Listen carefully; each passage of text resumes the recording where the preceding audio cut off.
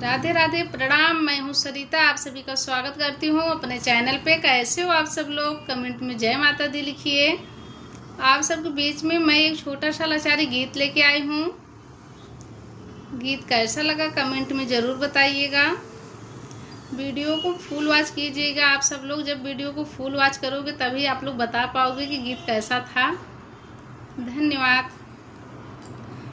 छोड़ाई दिया राम मोरी मिथिला की नगरी, छोड़ाई दिया राम मोरी मिथिला की नगरी, छोड़ाई दिया राम मोरी मिथिला की नगरी, छोड़ाई दिया राम मोरी मिथिला की नगरी।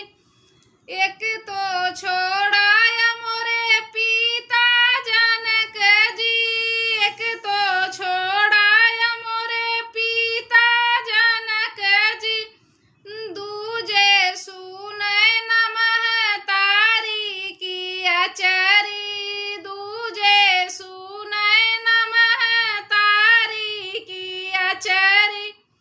छोड़ाई दिया राम मोरी मिथिला की नगरी, छोड़ाई दिया राम मोरी मिथिला की नगरी, छोड़ाई दिया राम मोरी मिथिला की नगरी।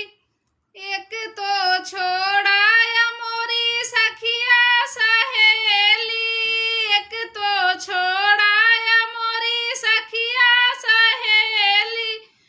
दूजे में लहुरी बाहिनिया की जोड़ी, दूजे में लहुरी बाहिनिया की जोड़ी।